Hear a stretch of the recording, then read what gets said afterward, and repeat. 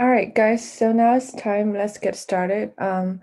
Before we move on to the review questions, are there any particular problem you guys want me to go over in the practice quiz?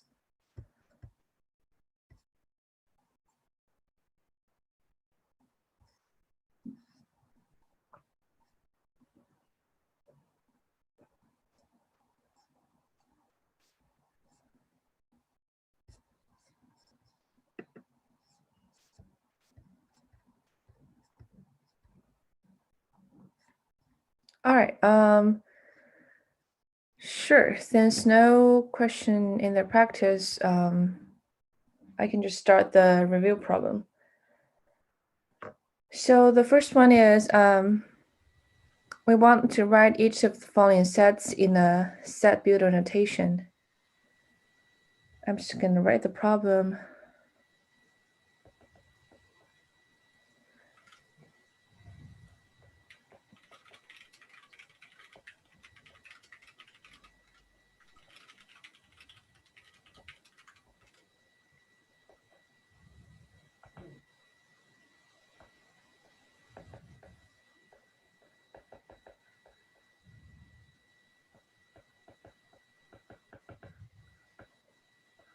All right, and the first one is 2, 4, 8, 16, 32, and 64, and so on.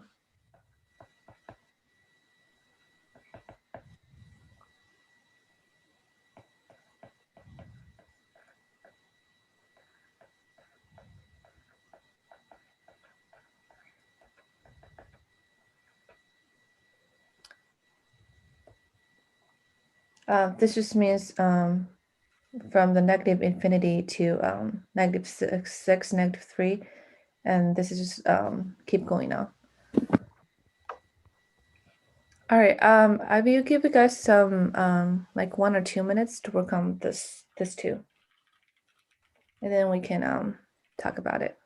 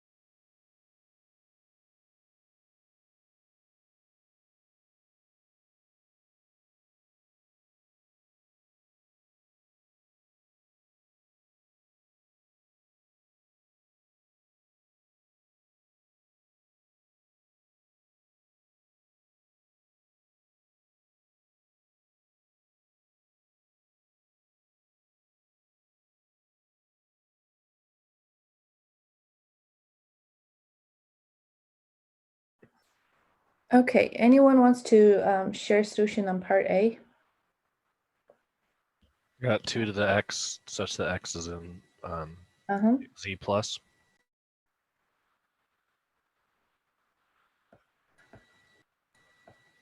Wait, yeah, Z plus. And then what about the other part?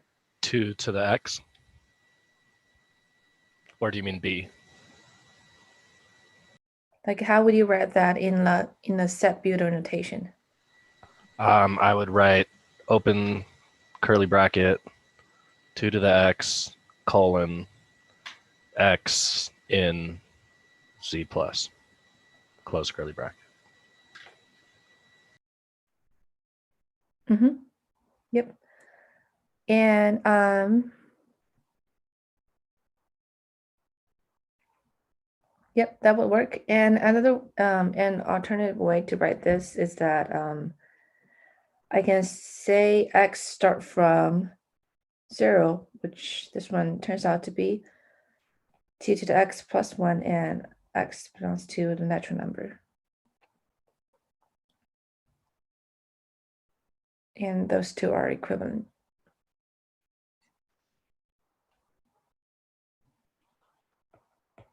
Does it matter which order you put those in? Like, could I do x in open curly bracket x in z plus comma 2 to the x close curly bracket? I think that we prefer this way, just to put the actual expression first, and then to declare like the domain of x. Yeah, just like a preference. We just prefer that.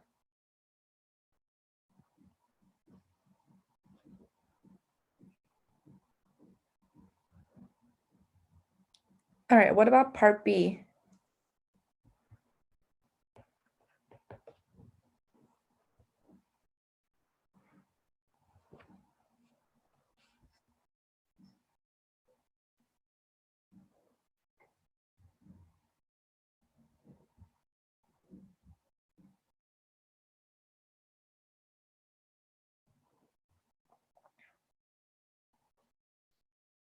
Anyone wants to share about part B?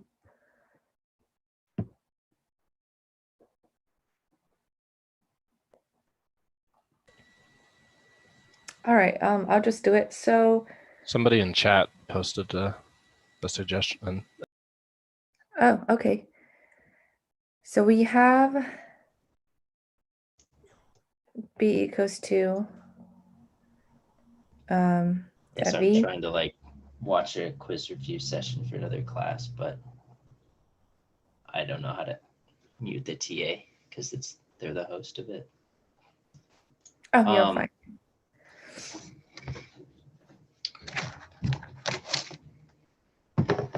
So B, okay, so we have. Well, so I also have I have my class at 5:30. So I was just I can only watch like half of this quiz review. So I was gonna try to watch it and then work on this for yeah, so 20 I'm minutes. like stream on YouTube, so you can also like watch the record video later. Oh, actually,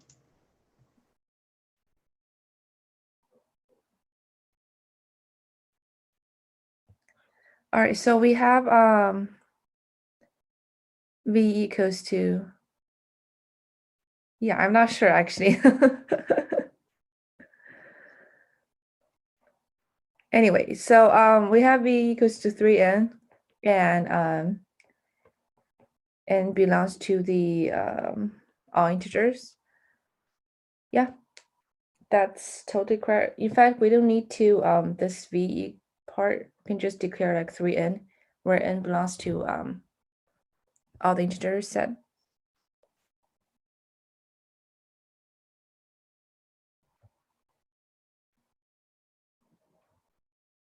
All right, any question on this problem?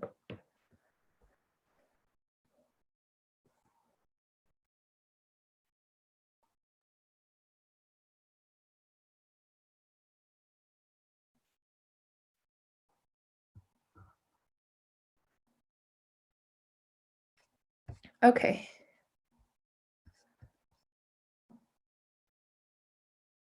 So the next one is we have this statement or the power set of A union the power set of B equals to the power set of A union B. So I claim that this statement is actually false. And we want to find a counterexample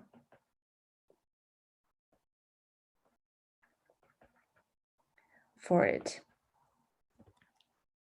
All right, I'll give you guys about 1 or 2 minutes to work on this one.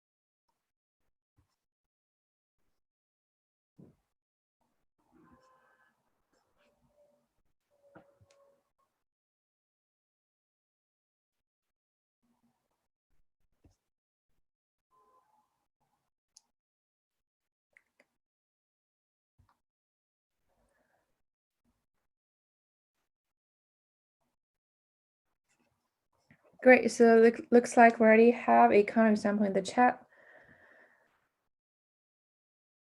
So we have, if we define A as 1 and 2 and B as 3 and 4. So let's just write out the power set of A first. What are they? Empty set, set with just 1, set with just 2, set with 1 and 2. Mm-hmm. And similarly for the power set of B.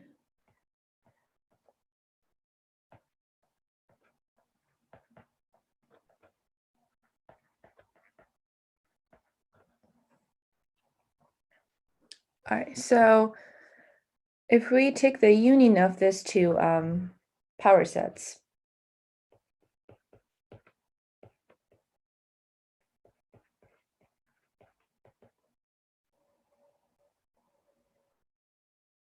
you just take all their elements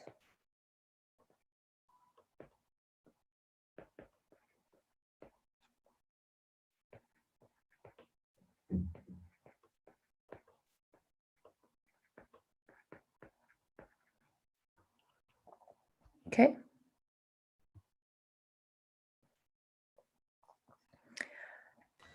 And then if we, sorry, do you have a question? No, go ahead.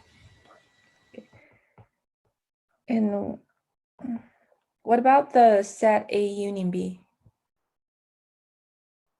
1, 2, 3, 4. Mm-hmm. And then if we were to take the power set of A union B, that should be, as always, we have a empty set and 4 sets for all the single elements, like set 1, set 2, set 3, and set 4. And then like just any of the combinations of all 4 numbers. So and clearly they're not equal to the union of the power set of A and power set of B.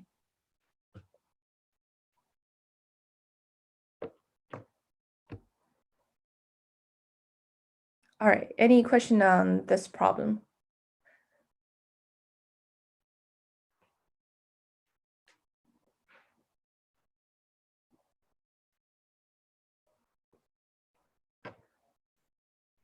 Cool. So the next one is use an element-wise proof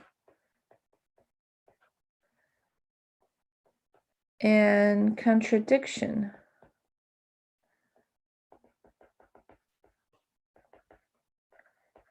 to prove that A intersects B minus A equals to the empty set.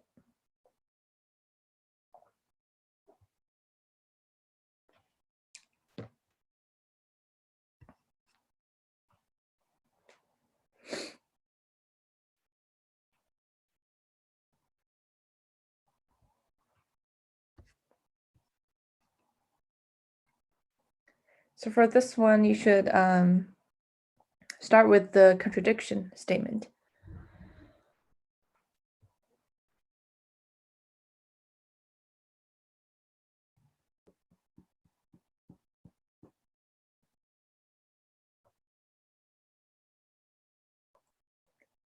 Give you guys some minutes to work on this one.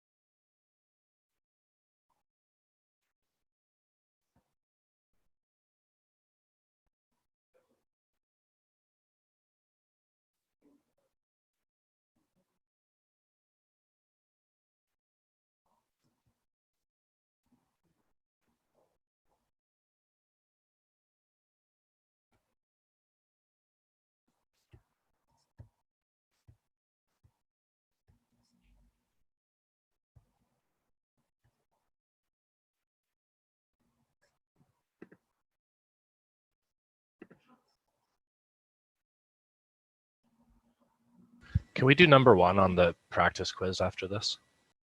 Sure.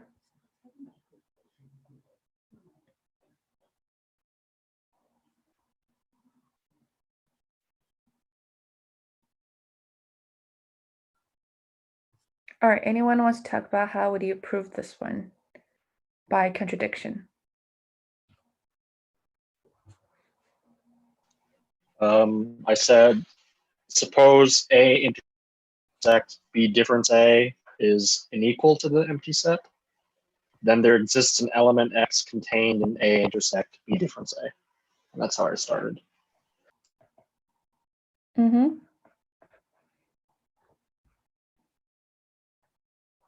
So that X belongs to A intersects B minus A. Great. What about the next step?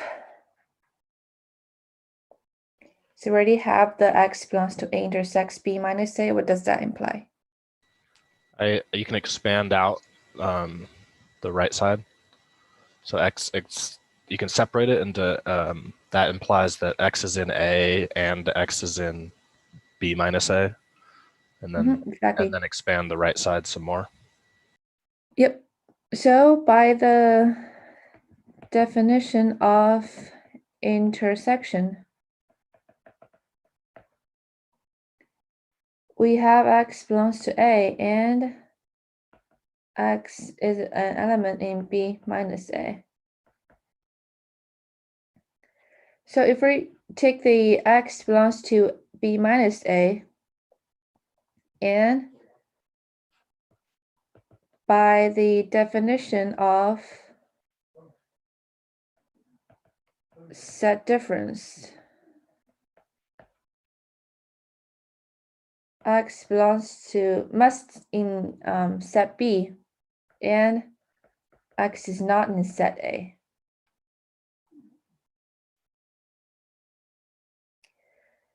And have you guys seen the contradiction here?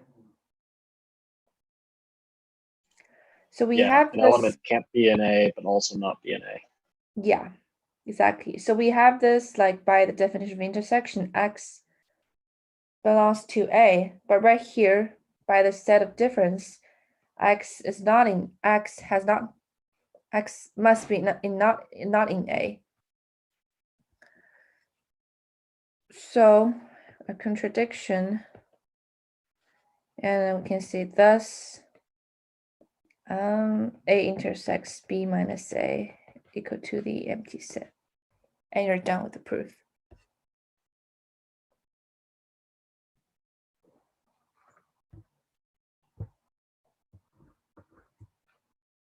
All right, any question?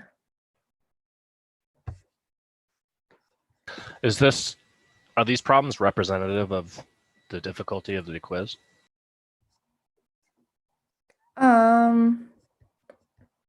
Yep, this should. I haven't actually take a look at it, the actual quiz 3, but the difficulty should be remain the like similar as the practice quiz.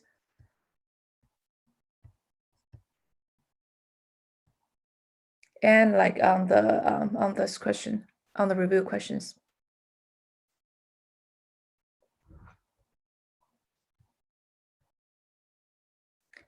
All right, let's take a look at the question 1 practice quiz. So you should all have access to the problems. Let me just write this. So we have 3 sets.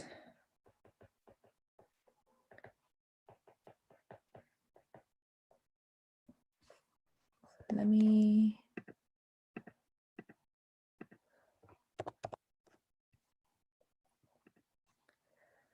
Okay.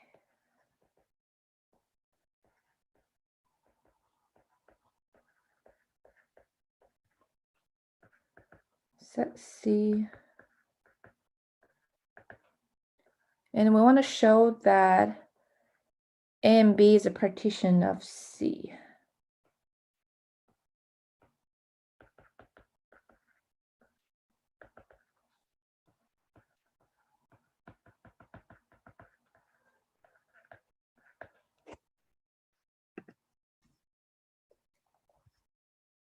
All right. What are the 3 steps that we need to shows something is a partition of another set.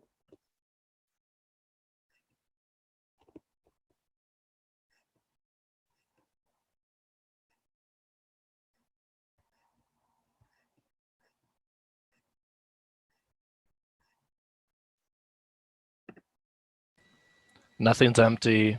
Every element of C is in one of the two sets, and A and B, and the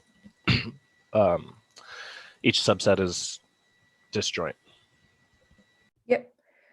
So I'd like to put the second step as to show that they're disjoint. And the third step would show that it compose the whole set, which in this case, we actually want to prove that A union B equals to C. Prove set equality. All right, let's get into the first step. So how are we show that they're non-empty? Just by list out some numbers, right? That's the most intuitive way. We can say that You just plug in 0 for all of them. Yep.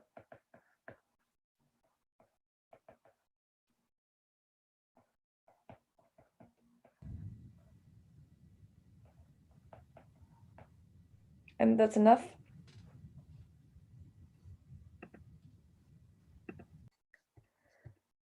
And the second part is we want to prove that A and B are disjoint.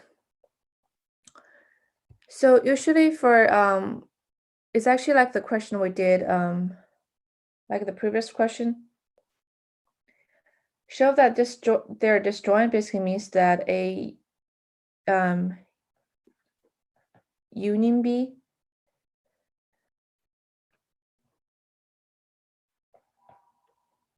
sorry, not union. It should be intersection.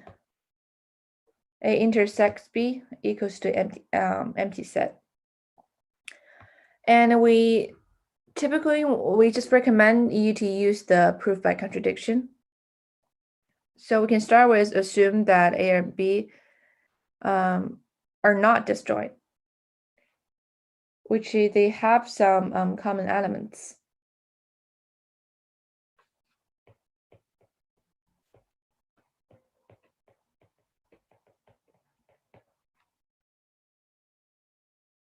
All right, so then how should we prove that?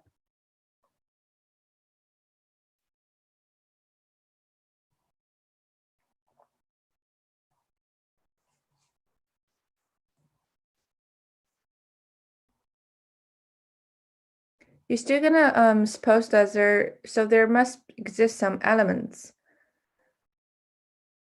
that which are both in A and in B. In other words, let X belongs to A intersects B. And then just by the definition of set A and set B, we know that X equals to 8K plus 3 and X equals to 8AM plus 7. And you can take this two and they're equal.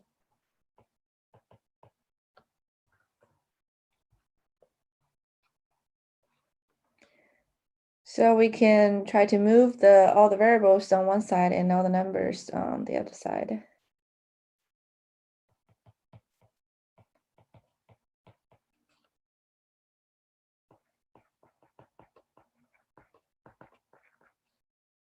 And just divide it 8 by on both sides. And just by closure, let's just use another variable called n.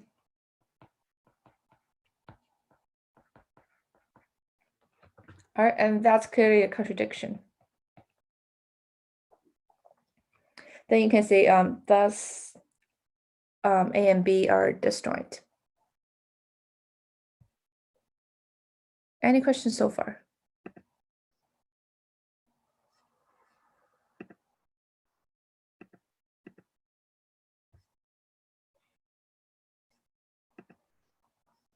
All right, so for the third step,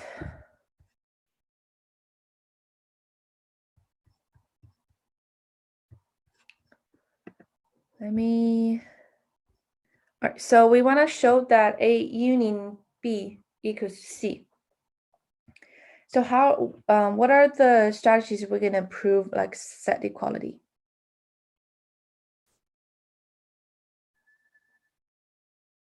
Each is a subset of the other. Yep. So we want to use, we have our first claim 1, that A union B is a subset of C. And claim 2, oops, cannot spell, that C is a subset of A union B. All right, let's look at the first claim.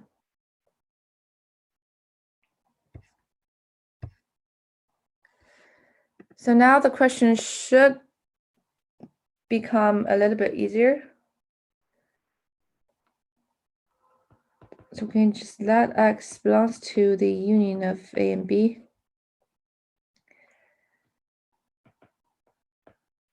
And then by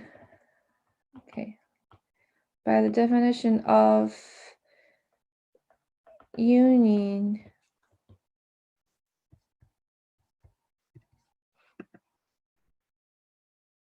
X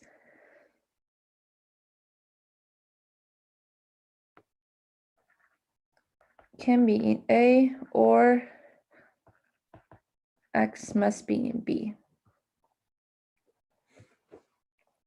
So now I actually can use the proof by cases here. And other cases would be where X can be in A or X can be in B. Just write that case 1, where X is in A. Case 2, where X is in B.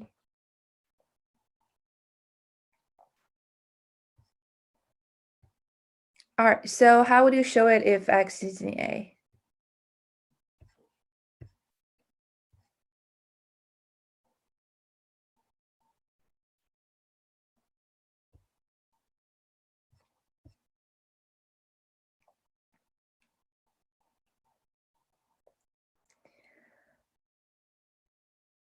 So by the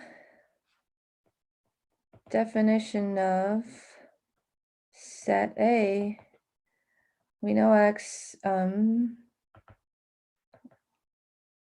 must be the form of 8k plus 3, or you can use another variable.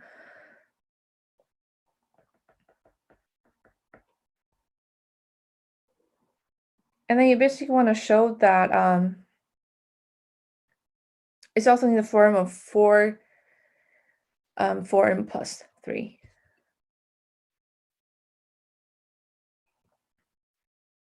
All right, let's start this. If you just take out the let's just take out the C set first. That's 4n plus 3.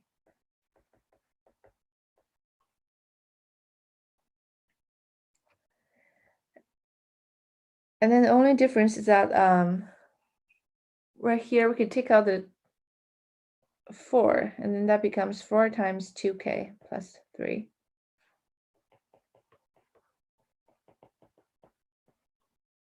And by closure, the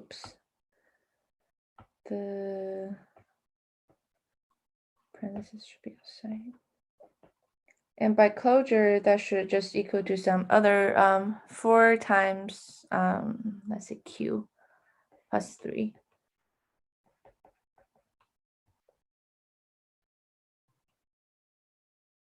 All right, and you're done with the case 1.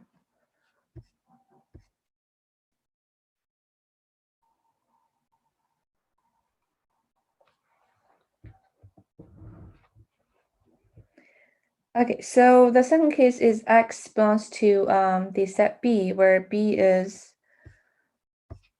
8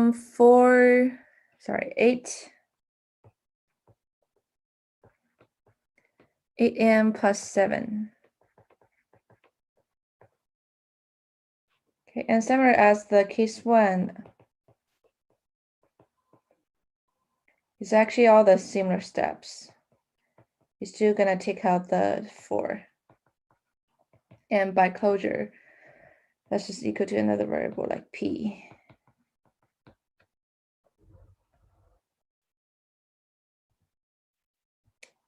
All right, and we're done with the first claim. And remember to put like a conclusion statements for each of the cases. And then you also need to have a like overall statement saying that, therefore, A union B is a subset of C. All right, so let's look at the other way around.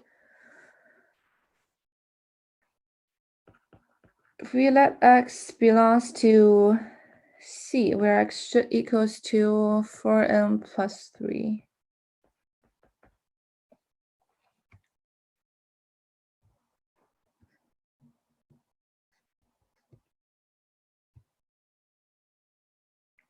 And then how would you start this one to show that is subset of A union B? So A is, what is it, 8k plus 3, and B is 8m plus 7.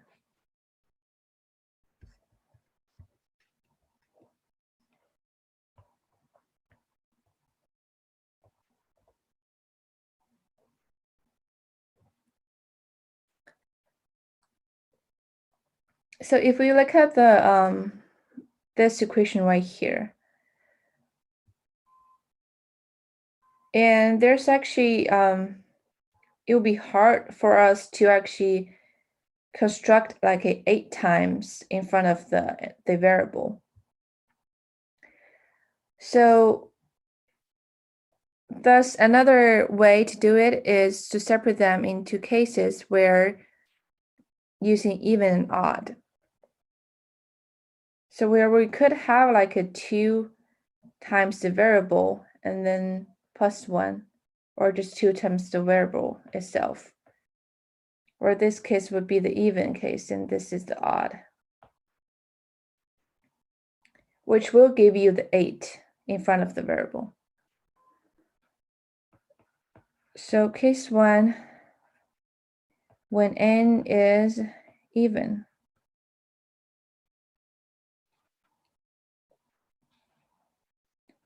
So,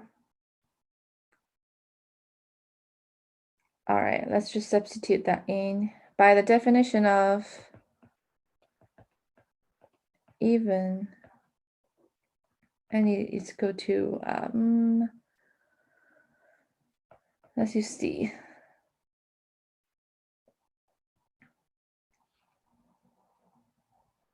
And then we can just substitute this in.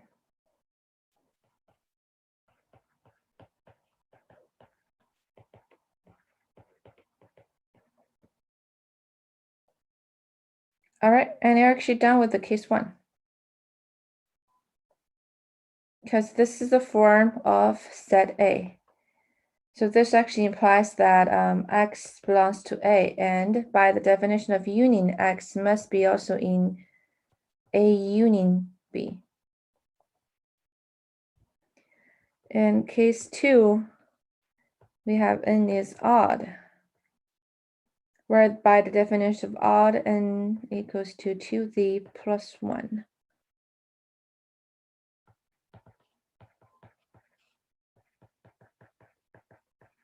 If you just substitute, then you have 8z plus 4 plus 7, and that's 8z plus sorry, plus 4 plus 3, and that's 8z plus 7. And this implies that x belongs to B, and thus x must also belongs to A union B. All right, and then you can say that C is a subset of A union B, and therefore A union B equals to C.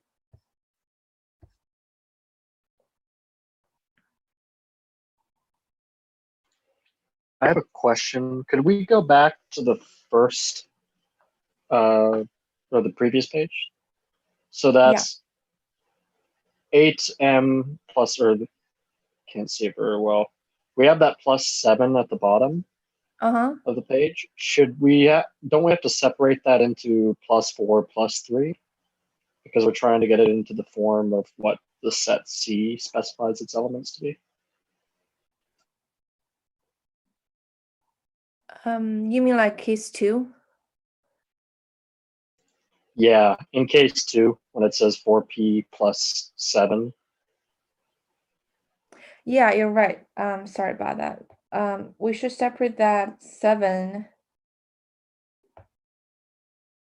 into 4 plus 3.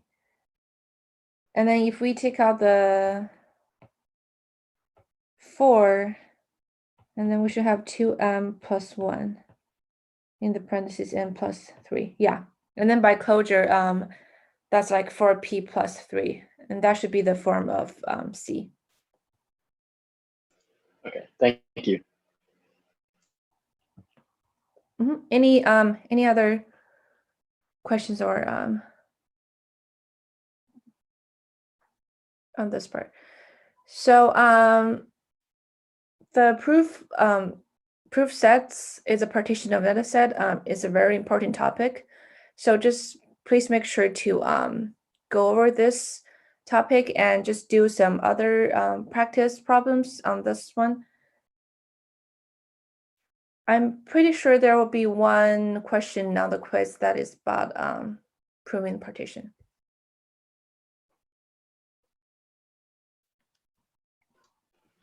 Do you know if there's going to be a question dealing with counting the elements in sets using the exclusion and inclusion principle?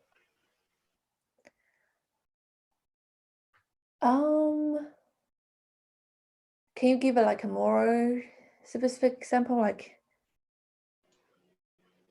I'll try and think of an example in a little bit. yeah, because I haven't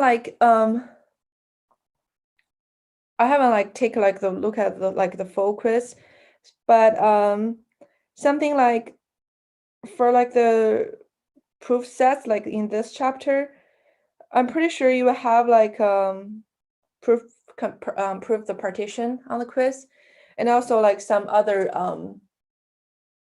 basic set proof problems like use element-wise proof. And also like in another important topic would be the power set. Like how do you identify the power set? Like is it contain like the empty set or something? Like how do you use the notation and such like that? All right. Any other question on the practice quiz, or we can just keep going on to do the review question.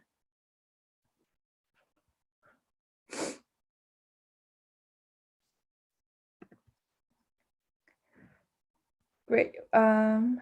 Where were we? Okay. So the next one is another element-wise proof.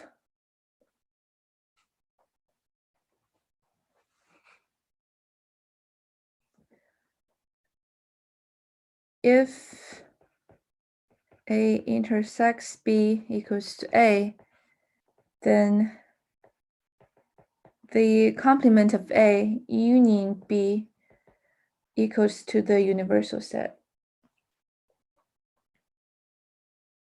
All right, so just prove this statement, and I will give you guys some time to work on this, and we can talk about it.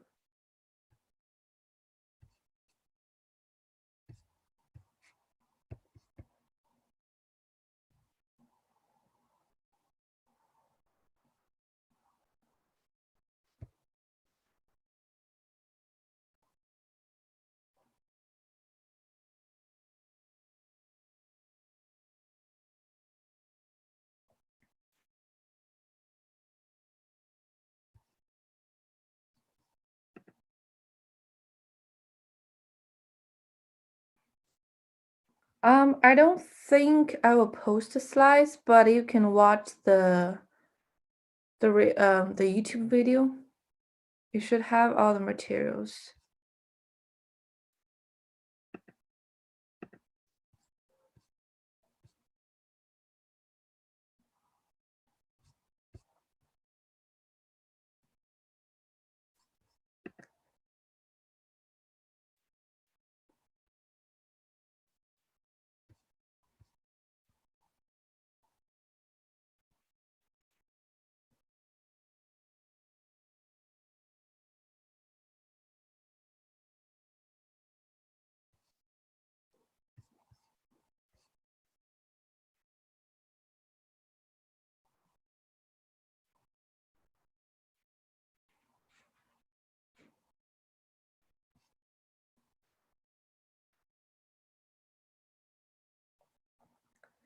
Okay, so another clarification is that I just double checked. There actually can be different types of elements in the set.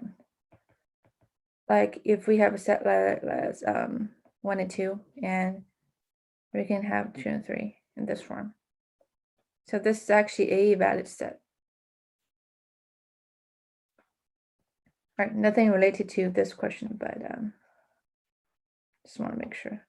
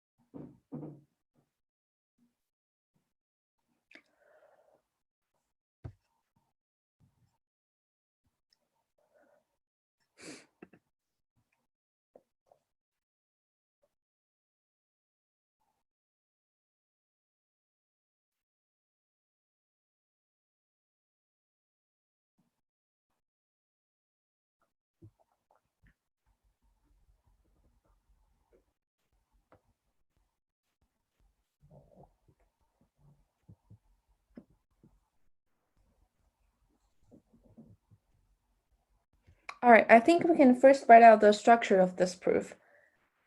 So it's another proof set equality. So we know that we want to show there are subsets of each other. And we should have, let me write this. So claim 1, the commune of A union B is a subset of the universal set. And claim 2, the universe is a subset of A complement union B. All right, how would you show the first one?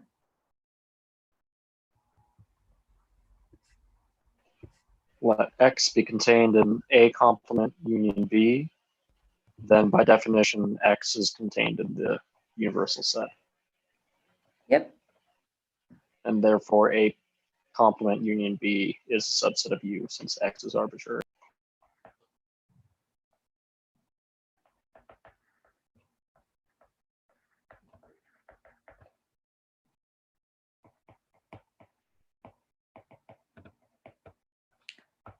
And thus, A complement union B is a subset of the universal set. Yep. All right. Now claim 2. How should we start the claim 2? So I want to show that the universal set is a subset of A complement union B.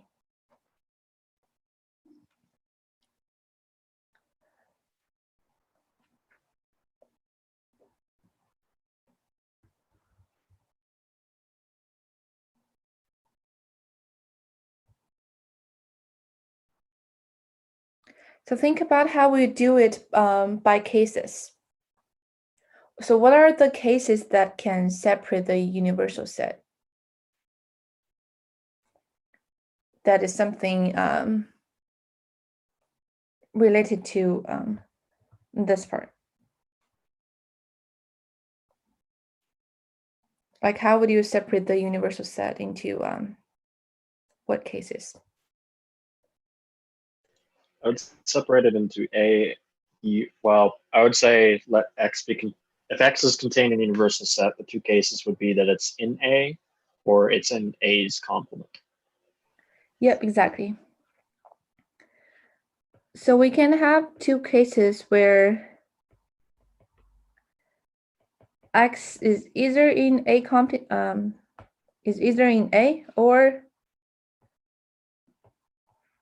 X is in A complement.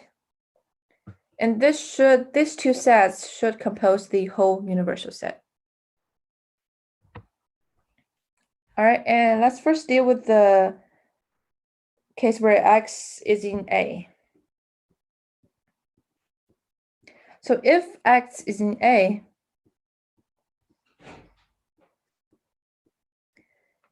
and we know that like just by the definition of complement, X must not be in A complement.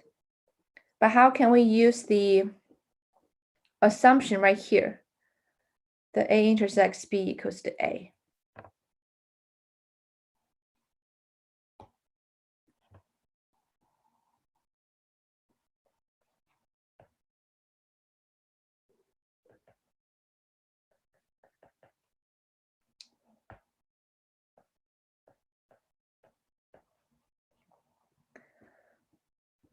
So the problem becomes, how should we show that X is actually in B? By using the assumption A intersects B equals to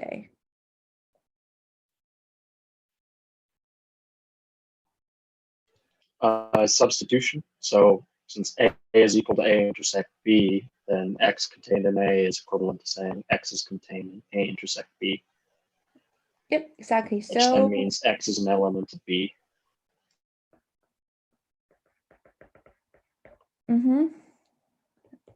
X must belong to A intersects B. And just by the definition of intersection, X must be in B. And then you can see that thus X is in A complement union B. And then you can conclude that thus the universal set is, well, like thus you can conclude like in this case, the universal set is a subset of A complement union B. All right, and for case 2, this one should be straightforward since we know that X is in A complement. Then we know that X must be in the union of A complement with any other sets. And in this case would be B. And that's by the definition of union. All right, and thus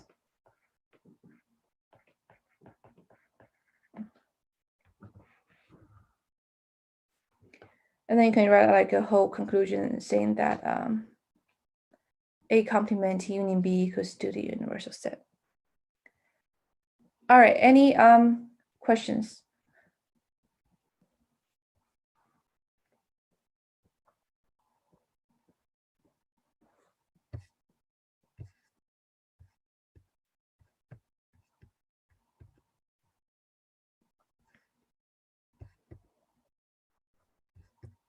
Cool. So I guess I'm just gonna stop the review here. If you have like any further questions about like about the quiz and the practice quiz, or just general question about the quiz itself, you can stay and ask. Otherwise, you're free to go. Thank you so much. Mm-hmm. Thank you. Have a nice day. Thank you.